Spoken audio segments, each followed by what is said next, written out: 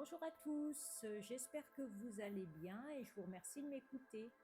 Donc pour ce second podcast, je voulais partager avec vous l'expérimentation du ressenti énergétique des 5 éléments dans le corps. Comme vous le savez certainement, en yoga, on réalise des postures car en réalité, on travaille la souplesse de notre corps, mais on travaille aussi la sensibilisation d'énergie dans le corps, le déploiement d'énergie dans le corps. Et on travaille également la respiration sous forme de contrôle du souffle, car cette énergie est reçue et redonnée par le biais de la respiration, en partie. Lorsqu'on respire, on inspire, on fait une rétention, on expire et de nouveau une rétention. Donc, on assimile de l'oxygène, de l'air. Mais il n'y a pas que cela que nous assimilons également de l'énergie. Donc, en yoga, on appelle ça du prana, l'énergie de vie, le souffle de vie. Et on l'assimile par les narines, mais il n'y a pas que les narines, et ça, je vous l'expliquerai dans un prochain podcast. Tout ce que je vais expliquer ici, c'est de l'ordre du vécu, car je lis beaucoup de choses et ça ne correspond pas forcément à ce que j'expérimente. Et en réalité, souvent, les gens écrivent sans expérimenter réellement l'énergie dans le corps. Et j'ai la chance de pouvoir percevoir de plus en plus finement, notamment depuis janvier, j'ai une sensation très affinée de l'énergie, de la circulation de l'énergie dans le corps.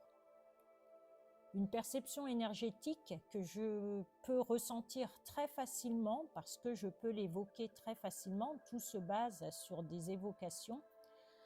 Alors, c'est la perception des 5 éléments dans le corps, c'est-à-dire la perception de l'élément terre, de l'élément eau, de l'élément feu, de l'élément air et de l'élément éther.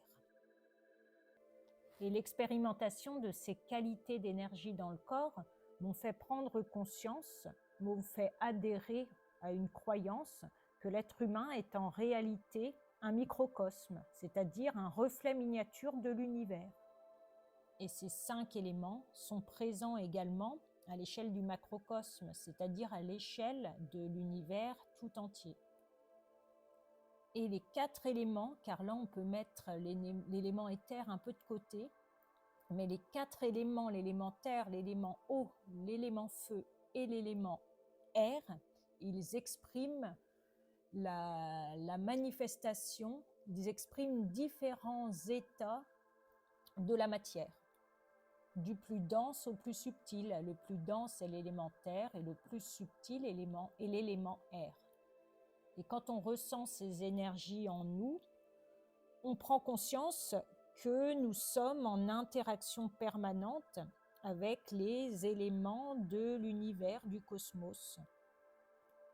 C'est-à-dire que chaque être humain, chaque être vivant même, contient en lui les éléments et il contient en lui les structures de l'univers. Et c'est à lui d'équilibrer, d'harmoniser ces éléments en lui et de s'harmoniser également avec la structure de l'univers. Je suis d'avis que tant qu'on n'a pas expérimenté, eh bien ça peut être perçu comme une simple croyance. Et c'est très bien justement. Je pense qu'il ne faut pas adhérer à des choses que nous n'avons pas expérimentées. Donc je veux simplement vous exprimer les perceptions que j'arrive à ressentir, mais je ne veux pas que vous adhériez forcément à mon discours parce que c'est ce que j'expérimente. Et tant que vous ne l'avez pas expérimenté, si ça ne vous parle pas, eh bien, vous laissez tomber. Je vais maintenant vous parler un peu plus précisément de ce ressenti énergétique que j'arrive à percevoir dans mon corps. Alors, il faut savoir que les 5 éléments se situent à l'emplacement des centres d'énergie qu'en yoga on appelle les chakras. Alors ces énergies, en premier, on les ressent dans ces points de localisation très précis Et après, on arrive à les déployer dans tout le corps, de façon très intense parfois. Et on les ressent également dans les narines, car c'est la porte d'entrée des méridiens d'énergie. Et on les ressent également dans les bouts des doigts et dans les orteils. Et on comprend donc pourquoi les yogis ont créé la technique des mudras, les postures des doigts, et les mudras des pieds, avec également des postures de pieds. J'arrive à ressentir, à percevoir ces 5 éléments dans le corps, déjà par une évocation, simplement le fait de penser à l'élément en portant ma conscience sur la zone où se situe l'élément, sur le centre d'énergie dans lequel se situe l'élément, et déjà il se met en action dans mon corps, il s'active. Mais je peux également le faire en mettant en place des positions de doigts, donc des mudras, parce que chaque doigt correspond à un élément. Le pouce, c'est le feu, l'air, c'est l'index, le majeur, c'est les terres, l'annulaire, c'est la terre, et l'auriculaire, c'est l'élément eau. La paume de main, elle a également son importance, car c'est le contrôle global des sens et du corps. Donc la paume de main, selon si on l'oriente vers le bas ou vers le haut, on a des perceptions différentes. Alors, je vais faire en live une petite expérience. Je vais mettre en contact le pouce et l'index, paume de main vers le ciel, pour les 2 mains. C'est une mudra qu'on appelle la Chin Mudra, quand la paume de main est portée vers le ciel. Et je vais vous évoquer les sensations énergétiques que je ressens grâce à cette mudra. Alors déjà, je peux vous dire que c'est une ouverture vers l'extérieur, un déploiement des sens vers l'extérieur, car la paume de main tournée vers l'extérieur ouvre notre conscience vers l'extérieur, donc nous ouvre aux énergies de l'univers. Quant au contact pouce-index, immédiatement, ça active l'espace du cœur. Alors je ressens comme une dilatation de cet espace, avec la sensation de la circulation de l'élément air, parce que je ne saurais pas comment vous le décrire, on ressent que c'est très fluide, très rapide, comme un courant d'air qui circulerait dans ma cage thoracique très rapidement dans tous les sens, comme un courant d'air désordonné dans la cage thoracique. Mon souffle, ma respiration s'affine. Elle devient très légère et elle est exclusivement concentrée dans cette cage thoracique.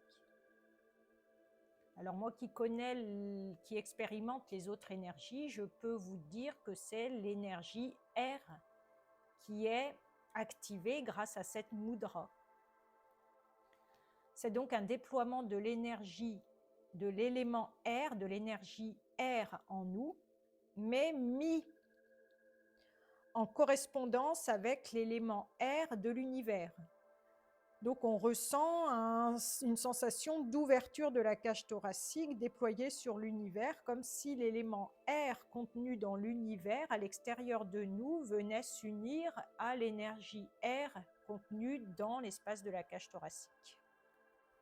C'est donc une mudra qui nous unit à l'élément air que l'on retrouve au sein de l'univers, et c'est une mudra qui déploie notre conscience au-delà de notre corps. Et on a la conscience déployée vers l'univers et on se sent plus interconnecté avec l'univers en mettant en place cette mudra qui active l'élément air dans le corps.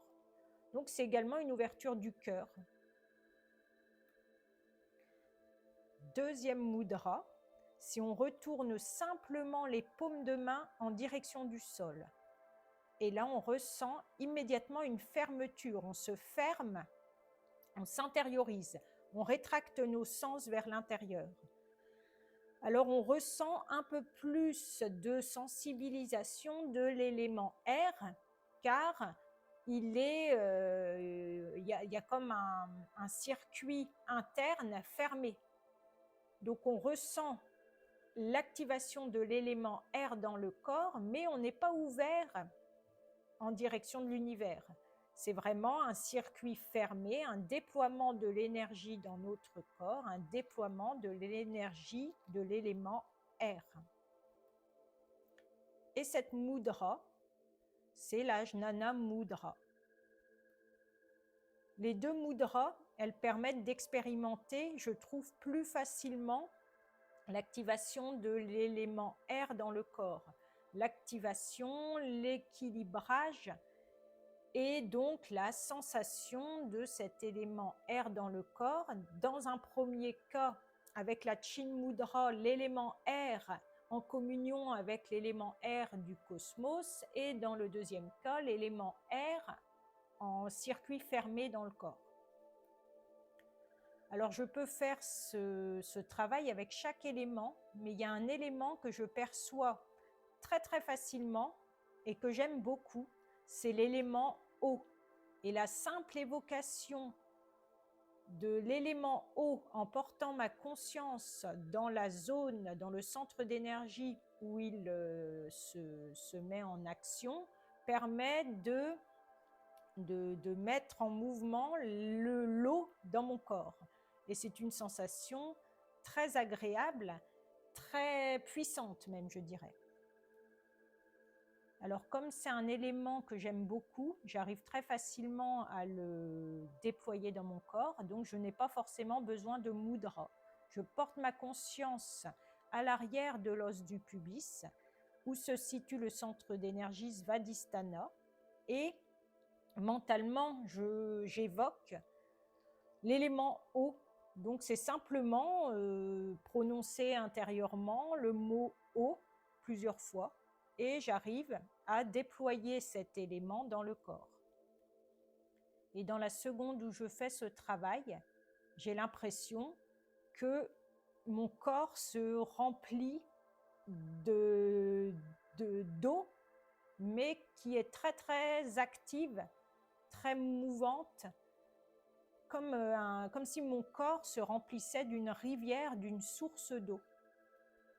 C'est-à-dire que comme l'élément air, ça va très vite, ça fait un courant d'air, l'élément eau, ça va très très vite. C'est des courants très très très rapides qui se diffusent dans tout le corps et surtout les jambes. Je sens que ça descend, que ça monte dans les jambes, dans le bas-ventre, et après ça va dans tout le corps. Et ça donne la sensation d'être ballotté dans tous les sens, tellement le courant d'eau qui circule dans le corps est rapide, intense. Donc au niveau physique, on ressent carrément la sensation d'un balancement du corps, tellement le courant énergétique de l'élément eau est puissant dans le corps. Ça circule à une telle vitesse qu'on a le corps qui fait des petits mouvements. L'élément eau est très frais, donc immédiatement, le corps baisse en température. On ressent plus de puissance, car on sent la densité de l'élément eau qui est beaucoup plus lourd que l'élément air. C'est pour ça que c'est plus puissant, et c'est pour ça que le corps, on a l'impression qu'il est plus lourd. Et on ressent même, on entend même dans le corps des petits gargouillements. Donc ça va même jusqu'à mettre en action les fluides dans le corps. Les fluides qui sont la lymphe, le sang, tout ce qui est liquide dans le corps, lorsqu'on met en action, lorsqu'on sensibilise, lorsqu'on active l'élément eau, tous nos fluides dans le corps se mettent en mouvement. Et au niveau de la mudra, vous pouvez peut-être l'expérimenter en mettant en contact le pouce et le petit doigt, donc l'extrémité du petit doigt. Normalement, pouce et extrémité, ça a un effet équilibrant. Et si vous voulez augmenter cet effet de l'élément eau dans le corps, mais il faut le faire avec parcimonie, il faut porter le pouce à la naissance de l'auriculaire, donc sur le petit, la toute première phalange, la première qui vient de la paume de main, vous posez le pouce contre cette première phalange et ça active l'élément eau dans le corps. Alors bien entendu, pour percevoir ce type de sensation énergétique, il faut avoir aiguisé nos sens subtils. Alors, on a 5 sens physiques, la vue, le toucher, le goût, l'ouïe, l'odorat, qui sont tournés vers l'extérieur. Ça nous permet de rentrer en interaction avec l'extérieur. Et ces 5 sens, quand on arrive à les rétracter à l'intérieur de nous, ils nous permettent de ressentir ce type de sensation subtile. Alors l'élément eau notamment, je le ressens avec le sens subtil du toucher, parce que je ressens des sensations énergétiques dans mon corps qui s'apparentent à l'élément eau. Et ça va même beaucoup plus loin. Cet élément eau, j'arrive à le ressentir en interaction avec l'extérieur, avec l'élément eau de l'univers. C'est-à-dire, par exemple, quand je passe au-dessus d'un pont, l'élément eau qui se trouve, l'eau donc qui circule sous le pont, active l'élément eau dans mon corps. Donc le simple fait de me trouver sur un pont au-dessus de l'eau et de me concentrer sur l'eau permet de mettre en action cet élément eau dans tout le corps. Alors je peux faire ce travail de sensibilisation des éléments dans mon corps avec chacun des éléments. Mais il y a des éléments plus difficiles à percevoir, notamment l'élément terre. Car la terre, c'est très matériel, et là, on est sur le corps énergétique. Donc, on ressent la densité de l'énergie, mais c'est pas super puissant. Car ça va en contradiction, hein. La matérialité de la terre, elle est difficile à ressentir dans l'élément subtil qu'est l'énergie. Et si je mets tous les éléments en action, c'est extrêmement puissant. Si j'active l'élément terre, puis l'élément eau, puis l'élément feu, puis l'élément air, puis l'élément éther, en fait, mon corps, d'un coup, il est rempli d'une énergie très, très puissante et ça en devient même désagréable. C'est limite insupportable de ressentir toutes les qualités des éléments qui se mélangent dans le corps, tous très, très puissants. Et on a l'impression, on a la sensation d'un brassage très puissant de toute l'énergie du corps. Et c'est, j'avoue, assez désagréable. Donc, toutes ces perceptions, on pourrait se poser la question, à quoi ça sert? Alors, moi-même, je ne pourrais pas vous dire pourquoi j'ai développé ça.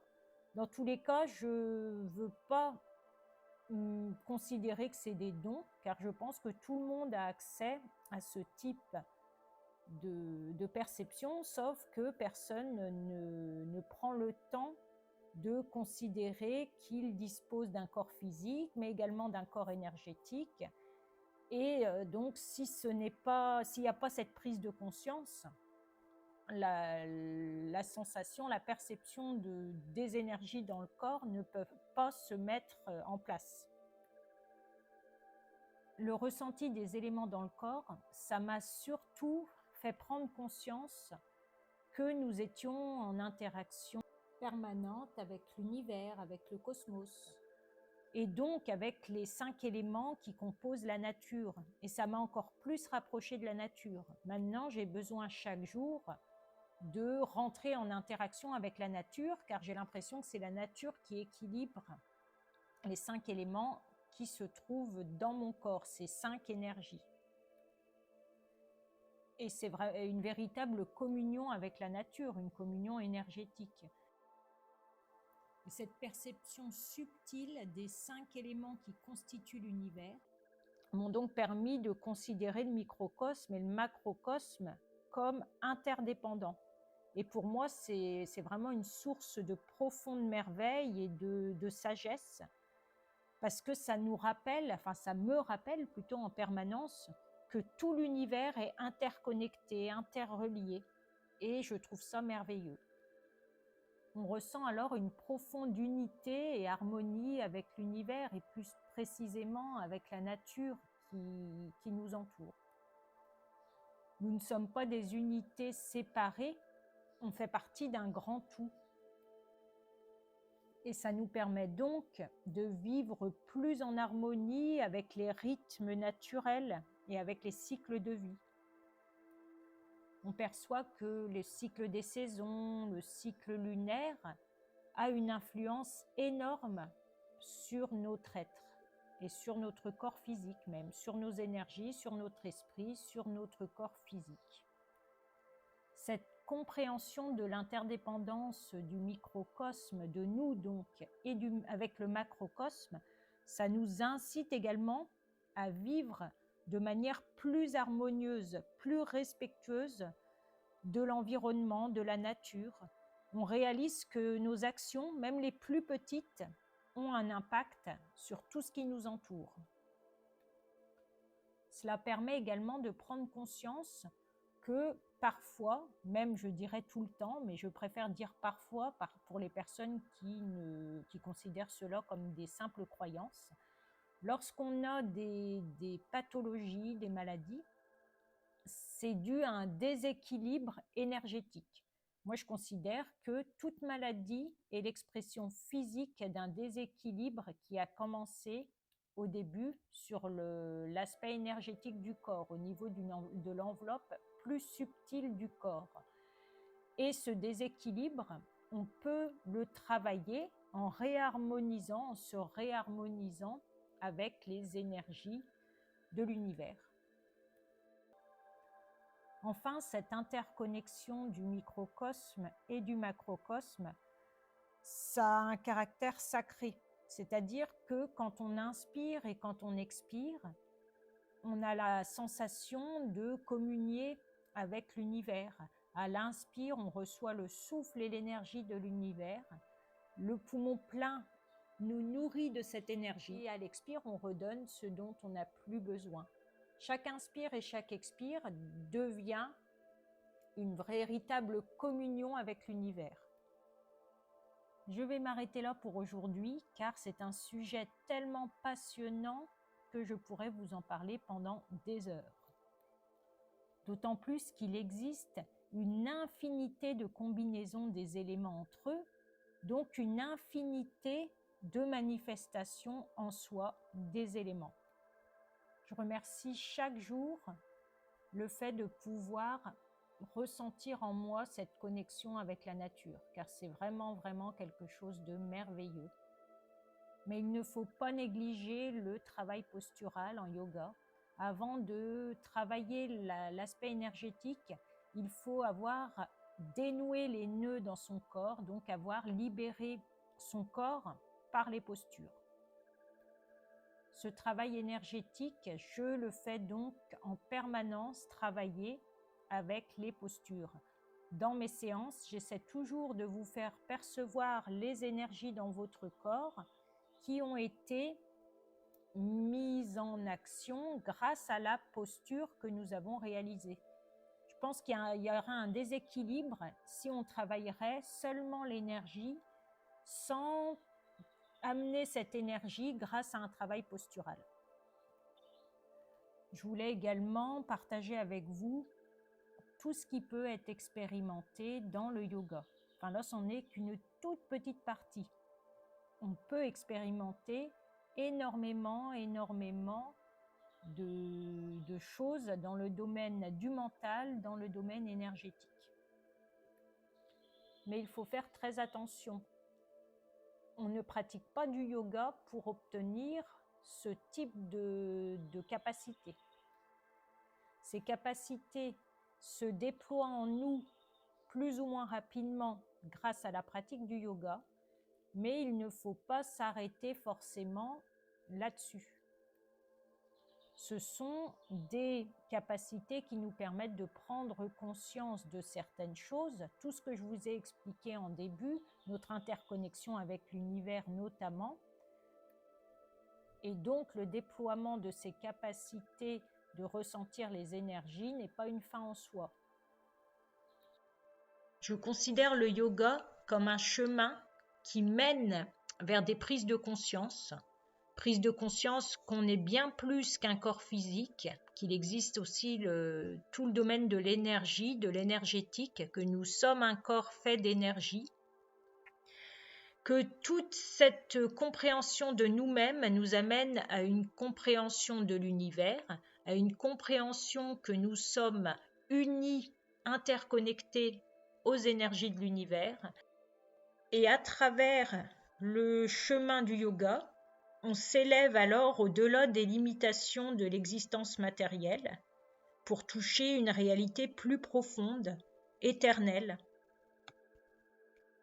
Et on lit souvent dans les textes anciens que le yoga est le chemin de la libération, mais je pense que oui, de la libération de notre esprit qui est victime de l'incompréhension du fonctionnement de l'univers et du fonctionnement de notre corps. Nous ne sommes pas qu'un corps physique et nous sommes bien plus que cela. Voilà, j'en ai terminé pour aujourd'hui. J'espère que ce podcast vous a plu. S'il vous a plu, vous vous abonnez, vous likez, vous commentez. Et dans tous les cas, je vous remercie beaucoup pour votre écoute. À bientôt!